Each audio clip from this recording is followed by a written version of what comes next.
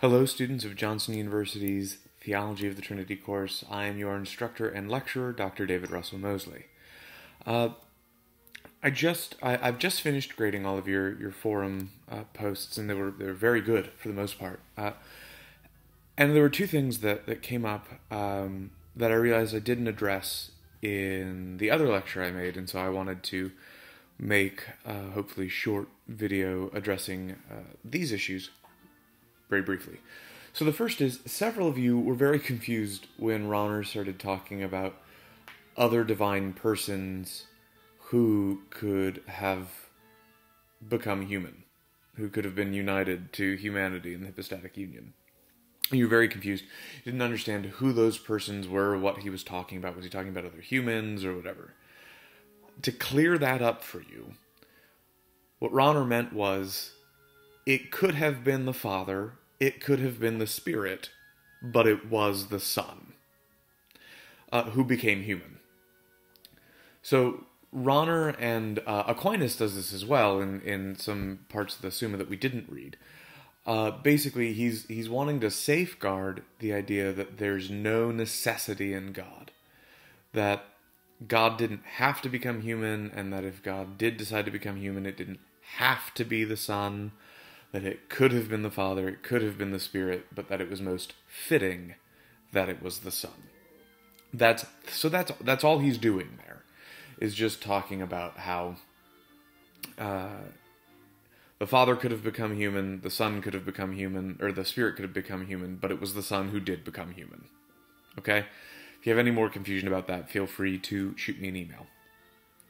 The other thing that I forgot to talk about was that several of you brought up, and these are very important passages to bring up, passages of Scripture in defense of Moltmann in particular.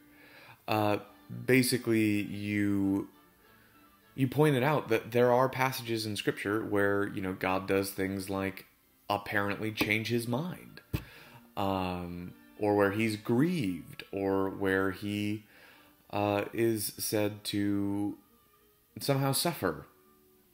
So I wanted to address that really quickly. I know I talked about suffering in my previous short lecture, but I wanted to address specifically this question of what do we do with passages in the Bible that seem to tell us that God suffers.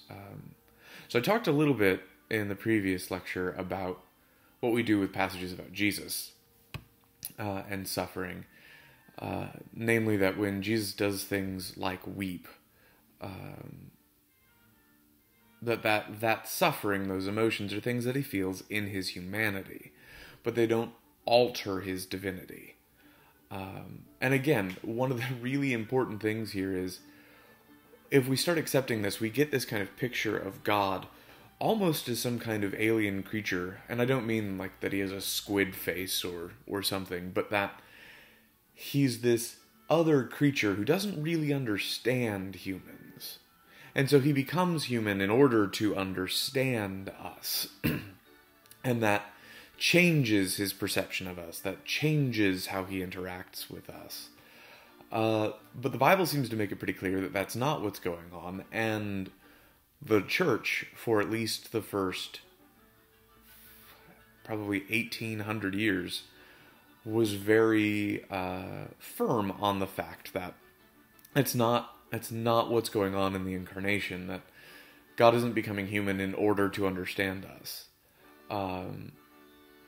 Nor is it the case that God needs to be able to suffer in order to understand us, or in order to relate to us and connect to us. So what do we do with passages in Scripture, though, that, think of on Mount Sinai after the golden calves had been made, and Moses comes down and God says, I'm going to kill these people. I'm going to kill them. And Moses pleads with him, and God changes his mind. He repents.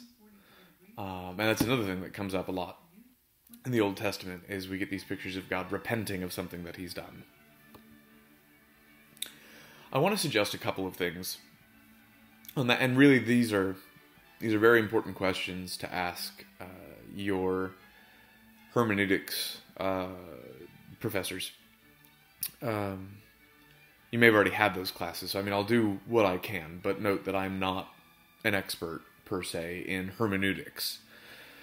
But one of the first things that I'd point out is that when we look at the context of those stories, when we see God changing his mind, note most often what's going on, and that is that most often a human intercedes and changes God's mind, right? Moses intercedes and changes God's mind about killing these people. Abraham, negotiates with God to save Sodom and Gomorrah if 10 righteous people can be found. Works his way all the way down to 10 righteous people. In those instances, I firmly believe that it's not that God is in fact changing his mind. It's not that the human person is having a direct influence on God in that kind of way, in the way that it might be with another human being. But rather, God he's not deceiving them, but he's setting up these opportunities for that person's benefit. So think back to Abraham and Isaac, when God tells Abraham to sacrifice Isaac. And just before Abraham plunges the knife into his son, an angel stops him, a ram is provided, and the sacrifice continues with the ram instead of with Isaac. That wasn't because God didn't know what Abraham's faith was like. It's because Abraham needed to know the extent of his faith in God.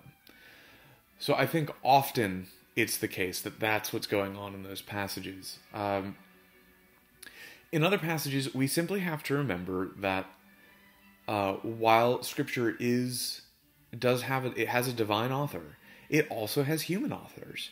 And they're going to use human metaphors to help us understand, especially narratively, what's going on. That is, within the story, they're trying to help us understand what's going on and how these things work out. And let's face it, if this course has hopefully taught us anything, it's that it's really hard to talk about God.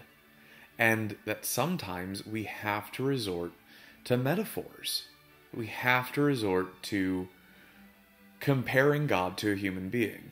But I think our guiding principle for understanding those texts are, and I can't think of the passages off the top of my head, but you can look these up in the Old Testament. If you just do a Google search for this rough phrasing, you'll find them, where God says things like, "Am I a man that I should change my thoughts?" Or, "My ways are not your ways." God makes it very clear in the Old Testament that he's not just another human being, or that he's not something that's really close to a human being, but just a lot bigger and better and greater than a human being. He is something fundamentally, qualitatively different. And so, whenever we start comparing him too much to a human being, and to specifically a fallen human being, we know that that's either simply wrong, or it's an expediency to help us understand God's interaction with us in a particular time at a particular moment. Okay? Hopefully those have helped. I'm going to put this on Sakai, but I'll also email you all the link to it so that you can watch it that way as well. There were, just briefly, a few other things on your papers, because I've been receiving some emails. Do make sure to check your syllabus. That should answer all of your questions about page length and so on. I know some of you are perhaps feeling a bit confused or feel like this paper is too vague. This paper is meant for you to have an opportunity to take what you've learned over the past now almost 7 weeks and process that and put it into a paper where you are describing why the doctrine of the Trinity is important, why we've spent 7 weeks learning about this in an intensive setting, learning about the doctrine of the Trinity, and what Christianity would lose if we didn't have the doctrine of the Trinity. And so it's really, it is it seems vague, but it's really quite straightforward. This is kind of a reflective research paper. It's reflective in the sense that you're going to be reflecting back on what you've read during this class, my lectures, etc. But you're also provided an opportunity, if you so choose, because you should have, between everything that we've read, and my lectures, and your textbook, you should have enough sources to put this paper together if you want. But you also have the opportunity to do some more research on the doctrine of the Trinity to really kind of clarify for yourself and for the church why it's important that we talk about the Trinity, that we believe that God is triune, and that we would in fact lose something if we didn't have this, if we didn't talk about it. Okay? So hopefully that clarifies that, and hopefully I've clarified some of the other points that have popped up in the forum. Okay? I see that a lot of you have already posted your forum posts for this week. Looking forward to digging into those. I should let you know that while you've turned in your research papers, it will probably not be until Thursday that I actually get to them. This second paper is very different from your first. They are two, even though they have a lot of the same kind of rules and strictures, they are two very different papers. So I wouldn't, if you're worried that you need to see how you did on the first paper in order to craft the second, I wouldn't worry about that too much, because this is a different beast. So hopefully you're writing those papers, really looking forward to reading them and commenting on them. Okay? God bless everyone, and I will talk to you later.